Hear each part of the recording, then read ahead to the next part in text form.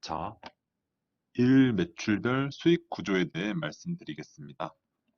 먼저 이야기하기 전에 짚고 넘어가야 할 중요한 꿀팁을 말씀드리겠습니다. 정산시에는 편의점 브랜드 모두 부가세 제외된 매출로 계산을 합니다. 하지만 주의해야 할 점이 있습니다. 각 회사마다 매출을 이야기할 때는 GS는 부가세가 제외된 매출을 가지고 이야기를 하고 나머지 CU7 이마트는 부가세 포함된 매출을 가지고 이야기를 합니다. 예를 들어서 GS 직원이 우리 점포 150만 원 나와 한 거랑 CU나 세븐 직원이 우리 점포 150만 원 나와 한 거랑 매출이 다른 걸 수도 있습니다. GS는 말할 때 부가세 제외하고 150만 원이 나온 거고 CU랑 세븐은 부가세 포함 금액으로 150만 원이 나온 거니 실제 매출은 부가세 10%를 제외한 136만 원이 되는 겁니다. 점포 매출 관련해서 직원들에게 물어보실 때는 항상 부가세 제외 금액으로 말씀해 달라고 하시면 계산하는데 아마 편하실 겁니다. 제 역시도 이번 설명을 할 때에는 부가세 제외 금액을 기준으로 수익 구조에 대해 말씀드리겠습니다.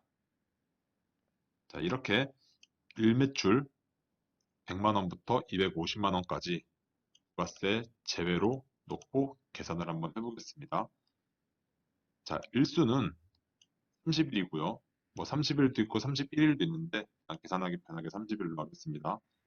그래서 요거 곱하기 요거 100만 원 곱하기 30이라면 월 매출이 3천만 원이죠. 그리고 마진율은 이것도 마찬가지로 브랜드별로 다 다릅니다. 그냥 28%로 그냥 계산했습니다. 30%로 하려니까 너무 높은 것 같고 8% 정도를 해서 계산을 한번 해보겠습니다.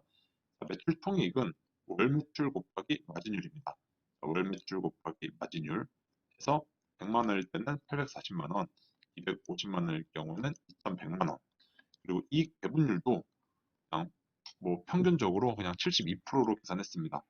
서울 수도권 같은 경우에는 이보다 더 많이 받는 곳도 있고 지방은 아마 70% 정도로 받는 걸로 제가 알고 있는데 그냥 이것도 그냥 제 맘대로 72%로 계산을 하겠습니다. 월세도 마찬가지입니다. 자, 100만 원일 아마 매출을 가지고 있는 상가는 월세가 좀 더 저렴할 거고요. 250만 원짜리는 월세가 뭐 400, 500, 600 이렇게 될 수도 있습니다. 그냥 이것도 통일해서 그냥 150만 원으로 꼭 계산을 한번 해보겠습니다. 그다음에 점주 부담 영업비와 회사 지원 비용이 있습니다. 먼저 점주 부담 영업비에는 폐기 비용, 전기료, 소모품, 신용카드 수수료, 뭐 시설 전산 유지 보수비, 뭐 세무 수수료 등 여러 가지 발생되는 비용이 있는데 어, 폐기는 보통 7, 80만 원 정도 나오고 전기료는 뭐 이것도 한 7, 80만 원 정도 나오고 소모품은 뭐 20만 원 정도, 신용카드 수수료는 이것도 한 70에서 100만 원 정도, 그다음에 시설 전산 유지 보수비는 뭐 20만 원 정도 가까이 나오고 세무 수수료는 약 5만 원 정도 나와서 토탈에서 250만 원 정도 나옵니다. 토탈에서 250만 원 정도 나오고요. 이것도 뭐 어떻게 쓰느냐에 따라 다른데 보통 평균적으로는 제가 알기로는 250만 원 정도 나옵니다. 한 200에서 300만 원 사이 나옵니다. 그리고 자, 회사 지원 비용을 보면은 자, 회사에서 폐기지원금 주죠.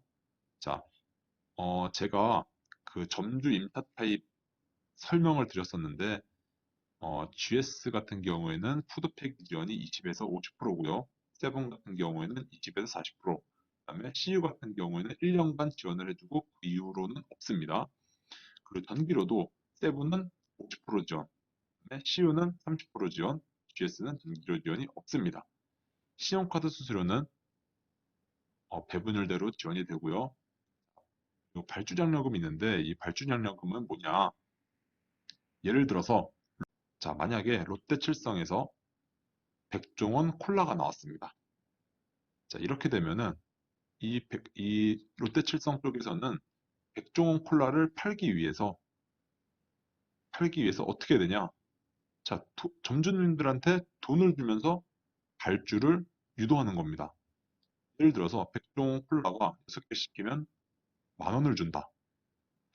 발주 안 할 사람이 있을까요? 10,000원을 주는데 무조건 발주를 할 겁니다. 이런 식으로 어떻게 보면은 판촉을 하는 겁니다. 이런 것들이 쌓이고 쌓이면은 이게 많이 받으면 한 50만 원 정도 될 거고 기본 2, 30만 원 정도는 받는 걸로 제가 알고 있습니다.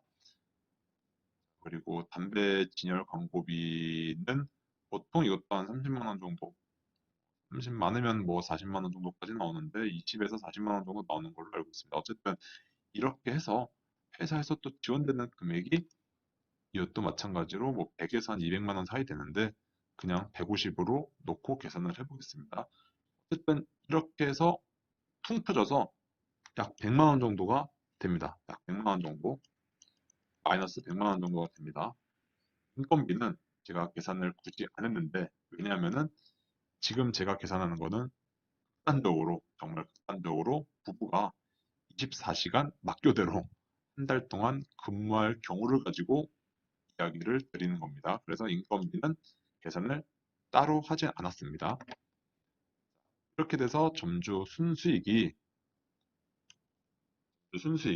자 매출 총이익이 100만 원일 경우 매출 총이익이 840인데 72% 해서 600만 원이고요. 여기서 월세 150 빼고 자 250 빼고 회사에서 받는 금액 150만 원을 더해서 350만 원이 나오는 겁니다. 자 무조건 적자죠.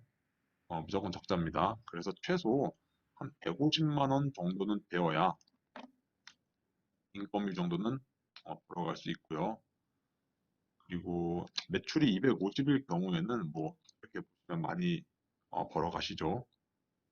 그리고 추가로 각종 세금도 있는데 세금에는 연금, 건강, 산재, 고용이 있고요. 플러스 종합소득세가 있습니다. 저 같은 경우에는 이것도 점포별로 다 다른데 저 같은 경우에는 약 한 달에 저는 알바를 좀 많이 쓰기 때문에 산재 고용이 좀 많이 나옵니다. 저 같은 경우에는 약 30만 원 정도 합쳐서 30만 원 정도 어, 나옵니다. 아무튼 요거는 이것도 나중에 이제 계산해야 될 문제고 2020년도 최저시급이 8,590원입니다. 그래서 각종 수당과 뭐 주상 이런 거 빼고 단순 8,590원 곱하기 24시간 곱하기 30일 하면 약 618만 원 정도가 나옵니다. 요거를 그렇게 대입해 보면은 150만 원일 때 그냥 딱 떨어지죠. 딱 또이또이 되죠. 어쨌든 편의점을 하기 위한 마지노선 매출이 저는 그래서 150만 원이라고 생각합니다.